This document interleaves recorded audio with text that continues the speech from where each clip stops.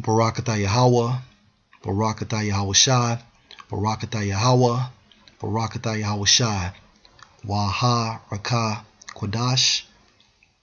Double honor to the apostles, the elders, and salutations to you, sincere brothers, teaching in truth and in sincerity. This lesson is going to be entitled, For It Is the Number of a Man. Revelation 13 and 18. Here is wisdom.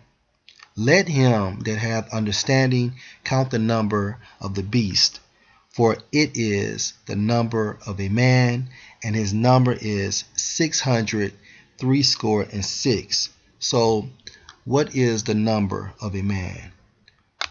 Let's go into the history of the barcode. And my source is Smithsonian.com. It states, Joe Woodland said himself it sounded like a fairy tale. He had gotten the inspiration for what became the barcode while sitting on Miami Beach. All right. So you have to understand that Yahweh Ba'Shem Yahweh Shai works with these other nations as well on the left-hand side. So this inspiration came from Yahweh Ba'Shem Yahweh Shai.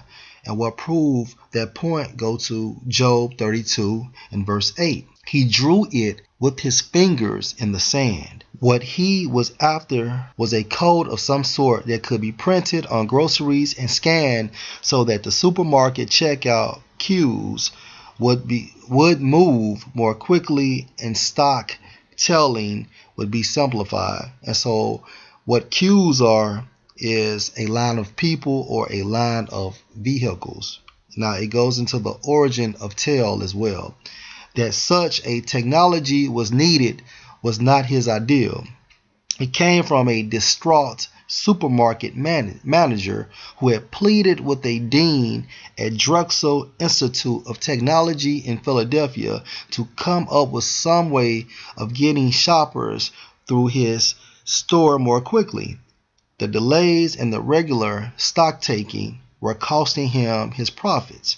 The dean shrugging him off, but a junior postgraduate, Bernard Bob Silver, overheard and was intrigued. He mentioned it to Woodland, who had graduated from Drexel in 1947. Woodland was already an inventor, and he decided to take on the challenge. So confident was he that he would come up with a solution to the supermarket dilemma that Woodland left graduate school in the winter of 1948 to live in an apartment owned by his grandfather in Miami Beach. He had cashed in some stocks to tide him over. It was in January 1949 that Woodland had his epiphany. Through the brilliance of its simplicity and its far-reaching consequences for modern existence were not recognized until many years later. And for all we know, Jake could have created this code, and Esau just got credit for it. If you research history, they're notorious for that. That's why the scripture also states that they are the forgers of lies. Okay. Now it states Joe Woodland here.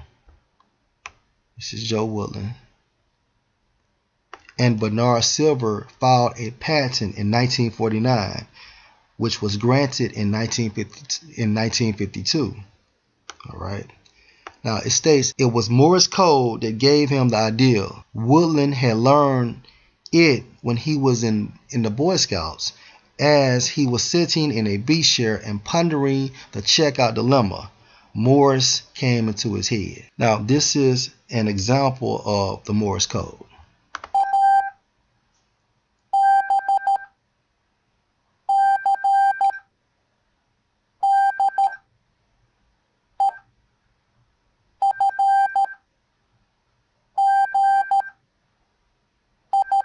Now, Woodland claims that the Morse came into his head and it spawned the checkout beep sound effect.